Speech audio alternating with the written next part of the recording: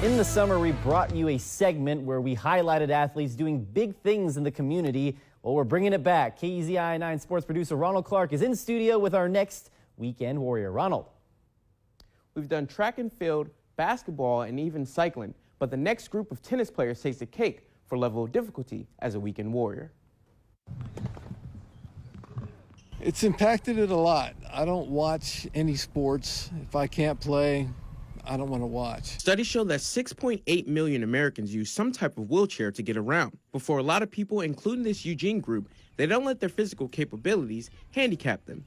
It's nice to get out and have an outlet, just burn off some steam. You know, without that, things get kind of frustrating. So you want to get out and just tear up the court and have a little competition and go face to face with your opponents and make something happen. Over the last couple of years, about 7 or 8 people have gathered at Sheldon tennis courts to play the sport and compete among their friends. Game. Here we go. I told you, we come back.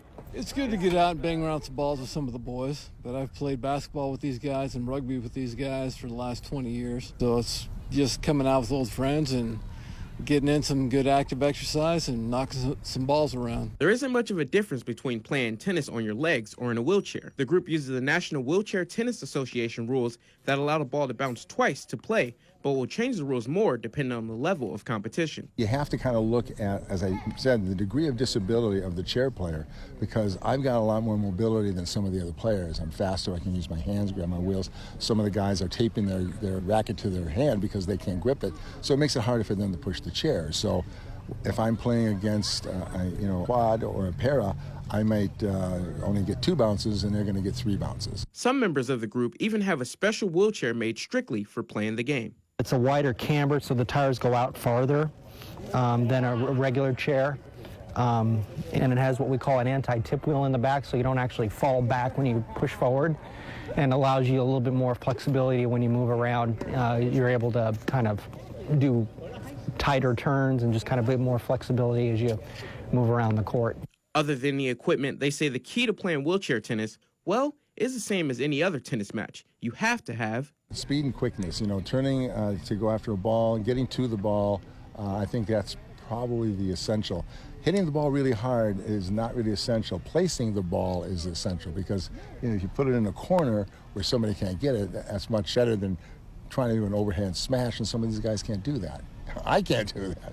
Not because I can't do that, it's just I can't do that, If you see the ball bounce over there, then your first couple of pushes have to be really hard to build up speed, and then you can coast into the ball and concentrate more on hitting the ball. But you need to get your speed up so that you can get that momentum, so you don't have to be at the last minute making an adjustment. Rather than focusing on their physical capabilities, the message the group wants to send is unity. It doesn't have to be all wheelchair players. You can easily mix in able-bodied players, play one up. We call it one up, one down. So one standing and one rolling.